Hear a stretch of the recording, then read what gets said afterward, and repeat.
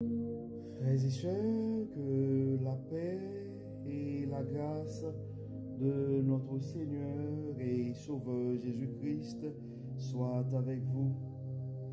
Ici est de Boyo H Redemption Ministries pour notre dévotion matinale pour ce vendredi 6 septembre 2024. Toujours dans la mission de vous accompagner journée après journée, matinée après matinée, réveil après réveil sur le chemin du royaume de Dieu. Car l'essentiel, frères et sœurs, est dans le royaume de Dieu. La force est en Dieu, la protection est en Dieu, l'abondance est en Dieu, la sagesse est en Dieu, et surtout l'espérance, frères et sœurs, est en notre Dieu. Et c'est pourquoi nous nous répétons à chaque instant, cherchons d'abord le royaume de Dieu et sa justice, et toutes les autres choses nous seront données en plus. Donc, bon réveil, mon frère, bon réveil, ma soeur, bienvenue à notre dévotion matinale pour ce jeudi. Que le nom de l'Éternel soit béni, que le nom de l'Éternel soit exalté, que le nom de l'Éternel soit glorifié, que le nom de l'Éternel soit exalté, car notre Dieu nous a fait du bien. Notre Dieu nous donne cette possibilité de pouvoir nous réveiller ce matin, pendant que beaucoup n'ont pas survécu cette nuit, beaucoup ne se sont pas réveillés, non, beaucoup n'ont pas vu le soleil briller en ce vendredi 6 septembre 2024. C'est pourquoi, frères et sœurs, en dépit de tout, nous devons crier, nous devons toujours nous donner un prétexte pour donner des actions de grâce à notre Dieu. Oui, nous pouvons crier Ebenezer, Ebenezer. Jusqu'ici, l'Éternel nous a secourus. Notre Dieu nous a fait du bien et nous devons rendre des louanges, des actions de grâce à ce Dieu qui n'arrête pas de nous protéger, de nous garder en vie, frères et sœurs. C'est pourquoi à chaque fois que nous avons cette occasion de pouvoir nous réveiller avec Dieu, nous devons le faire, frères et sœurs, et offrir cette occasion à quelqu'un d'autre. C'est pourquoi nous vous encourageons à partager nos dévotions à un frère ou à une sœur, car on ne sait jamais, frères et sœurs, ce que la parole de Dieu peut faire dans la vie de quelqu'un. Donc, et à chaque fois qu'on a la chance de pouvoir nous réveiller avec Dieu, donc notre dévotion nous donne cette possibilité-là d'avoir un réveil avec Dieu. Et un réveil avec Dieu, frères et sœurs, nous offre cette opportunité d'avoir une journée remplie de la faveur de Dieu. Et en accumulant des journées remplies de la faveur de Dieu, nous allons finir par avoir une année 2024 remplie de sa bonté. Car vous savez, à AWH Redemption Ministries, l'année 2024 est décrétée l'année de la bonté de Dieu. Et en accumulant des années remplies de la bonté de Dieu, frères et sœurs, nous allons finir par avoir une vie comblée de ses plus riches bénédictions sur plusieurs générations. Donc, si ce n'était pas déjà fait, frères et sœurs, nous vous invitons à partager ce message sur les réseaux sociaux, dans des groupes WhatsApp et à des contacts, parce qu'on ne sait jamais. On ne sait jamais comment Dieu pourrait manifester sa puissance à travers sa parole dans la vie de l'un de ses enfants bien-aimés. Donc le texte qui nous est proposé ce matin pour notre dévotion du vendredi 6 septembre 2024, frères et sœurs, c'est le texte que nous trouvons en Jean chapitre 18, verset 1 à 9. Jean chapitre 18, verset 1 à 9. Après avoir ainsi parlé, Jésus s'en alla avec ses disciples là avec ses disciples et traversa le torrent du Cédron.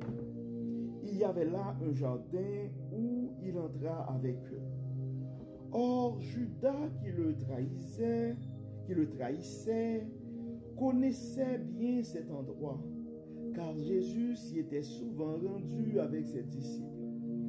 Il prit donc la tête d'une troupe de soldats et de gardes fournis par les chefs des prêtres et les pharisiens, et il arriva dans le jardin. Ces hommes étaient munis de lanternes, de torches et d'armes.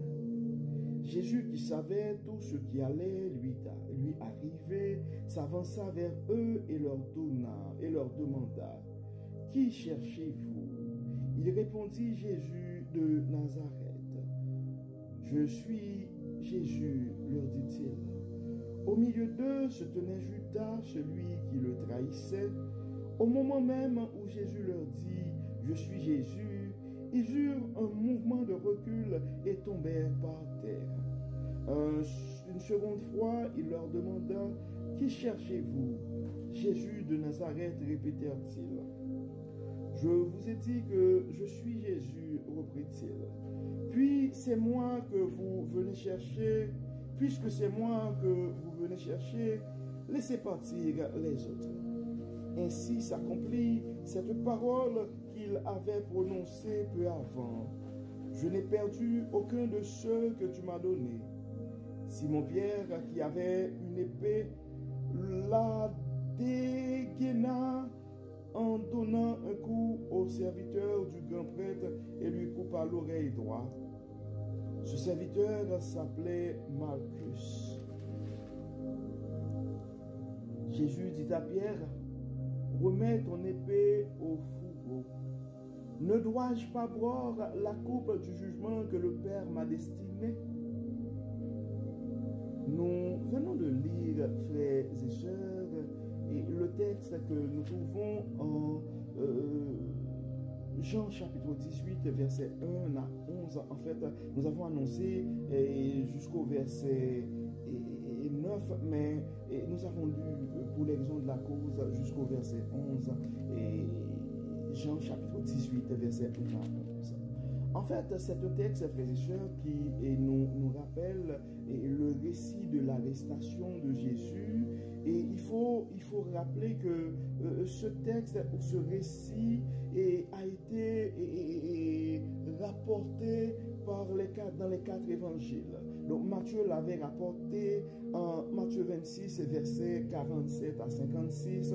Marc aussi l'a fait en Marc 14, versets 43 à 50.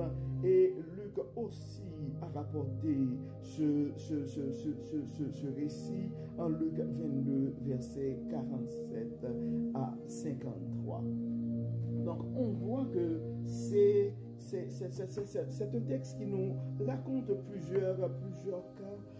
Premièrement, pour l'arrestation de Jésus, on voit que Jésus était avec ses disciples et à un certain moment, il était dans le jardin. Donc, dans d'autres versions, il était dans le jardin et pour aller prier. Donc, on rapporte le jardin de Gethsémani dans d'autres passages. Et on voyait que dans l'arrestation de Jésus, il y avait aussi une trahison. Donc Judas qui le trahissait connaissait bien cet endroit. En fait, généralement nous parlons, frères et sœurs, des blessures de l'âme. Et l'une des blessures de l'âme, c'est la trahison. C'est la trahison et il y a 2 blessures de l'âme, la trahison et l'abandon. Et généralement c'est fait par quelqu'un de proche. On ne peut pas être trahi par quelqu'un qui n'était pas à un certain moment un allié ou un ami. Donc on se fait trahir et généralement par un ami ou par une proche, par quelqu'un qui connaissait un peu notre environnement ou qui avait accès à notre environnement. Et on voit aussi, et généralement, et l'abandon, c'est quand on était avec quelqu'un ou quelqu'un sur lequel on comptait, qui était là pour nous protéger. Eh bien, cette personne-là a dû nous abandonner. Et généralement, ça arrive au moment où on ne l'attendait pas. Ça nous crée des fois des surprises, ça crée aussi des émotions, et particulièrement des émotions négatives, et des fois ça crée aussi un peu de l'amertume en nous. Je ne sais pas quelle blessure de l'âme tu es en train de vivre ce matin, mon frère. Mais une chose que je peux te dire, le Jésus que nous servons, tu ne dois jamais oublier son identité et savoir qu'il est le guérisseur par excellence. Il peut guérir ton âme, mon frère. Il peut guérir ton âme et ma soeur. En fait, on dit, quand on regarde dans le verset 4, ça dit, Jésus qui savait que tout ce qui allait lui arriver s'avança vers eux et leur demanda, qui cherchez-vous? Et donc, on voit dans ces versets 4 et 5, Jésus était prêt à affronter sa destinée, à affronter ses attaques. Donc, des fois, frères et sœurs, la vie nous expose à des situations parfois délicates et des fois des situations embarrassantes, des situations inconfortables. Donc face à ces situations, nous devons faire confiance à notre Dieu et faire confiance à Dieu et affronter ces situations, et frères et sœurs, et nous devons les affronter. Donc demande à Dieu de te donner la force nécessaire, mon frère, ce matin. Demande à Dieu de te donner la force nécessaire et ce matin, ma sœur, pour pouvoir affronter les défis et de ta destinée. Et on voit dans le verset 6, ça dit au même moment où Jésus leur dit, je suis Jésus, ils eurent un mouvement de recul et tombèrent par terre. Une seconde fois, il leur demanda, qui cherchez-vous? Jésus de Nazareth, répétèrent-ils. Je vous ai dit que je suis Jésus, reprit-il. Puisque c'est moi que vous venez chercher, laissez partir les autres. En fait, on voit Jésus avait assumé sa destinée et les défis. En fait, il avait assumé la croix de sa mission, si on pourrait utiliser ces termes-là dans un langage poétique.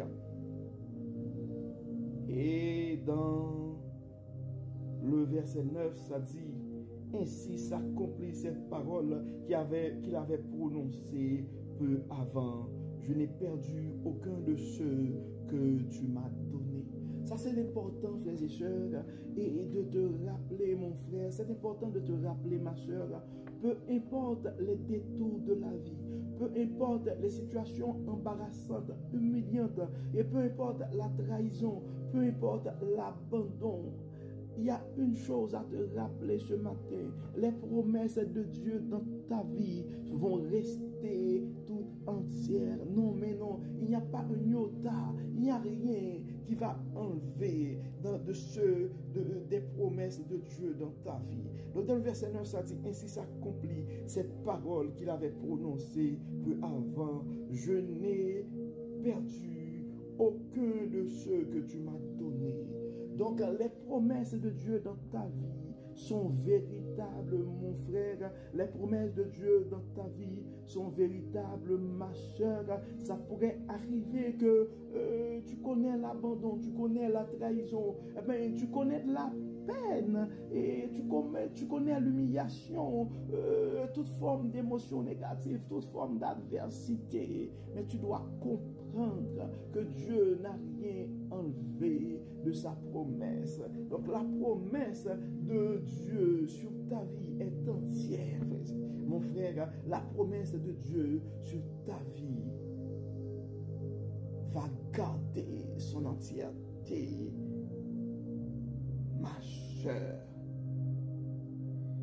Et il y a une chose à te rappeler que la parole nous dit.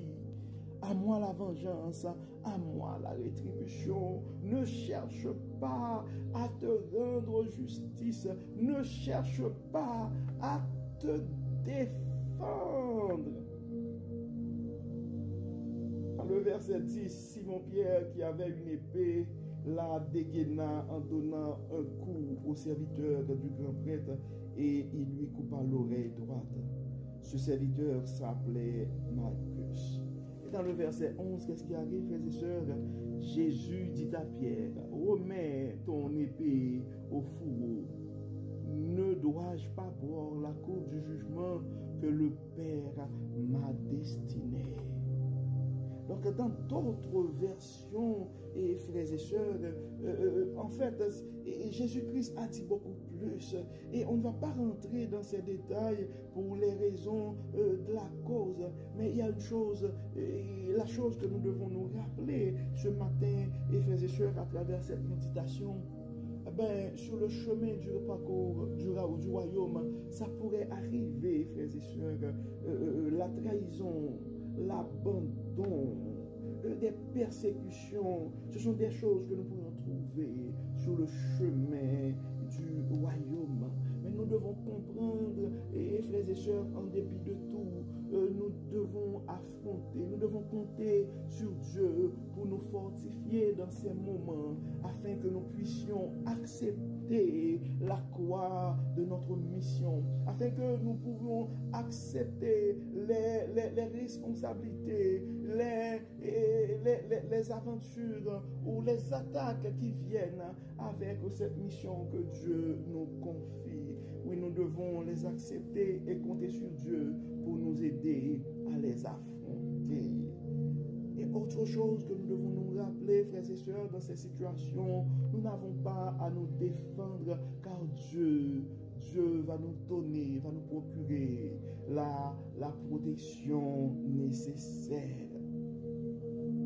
Donc, comme d'habitude, frères et sœurs, nous allons prier.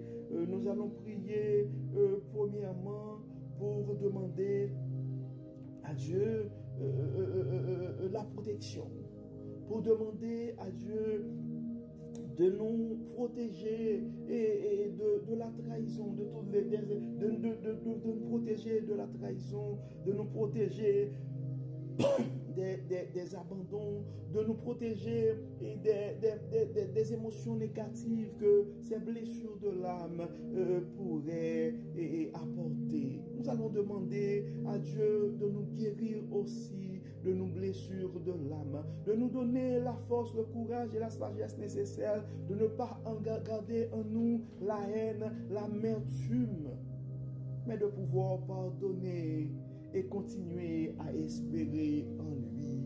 Nous allons prier, frères et sœurs, pour demander à Dieu de nous donner la force nécessaire pour affronter les défis de la vie et de nous rappeler à chaque instant que nous devons compter sur sa protection et non sur notre force. Prions Dieu, frères et sœurs, prions Dieu.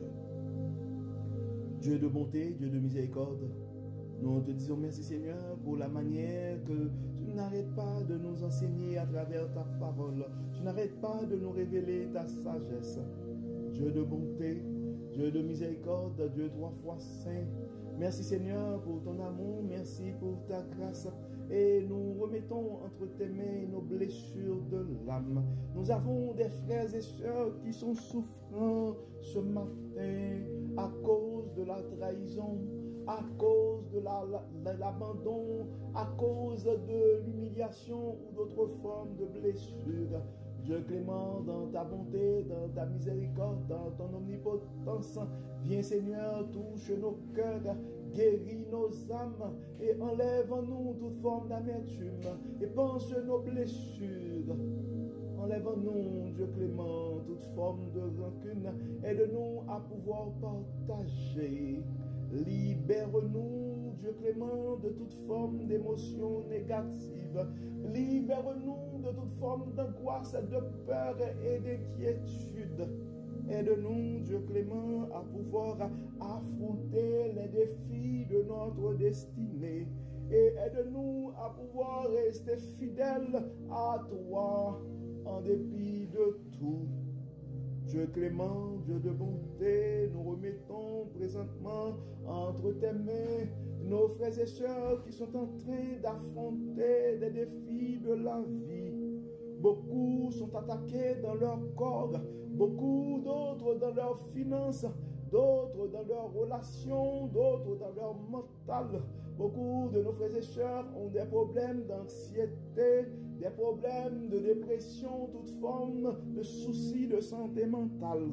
Dieu clément, nous te demandons d'intervenir, de guérir, Seigneur, les corps malades, de guérir, Seigneur, les âmes angoissées, de guérir, Seigneur, les âmes blessées. Dieu de bonté, Dieu de miséricorde, accorde la force nécessaire, accorde la protection nécessaire à nos frères et sœurs qui sont sous le coup des attaques du malin. Dieu clément, dans ta bonté, dans ta miséricorde, aide-nous à garder ta parole dans nos cœurs. Protège-nous, guide-nous, guéris, Seigneur, bénis, Seigneur.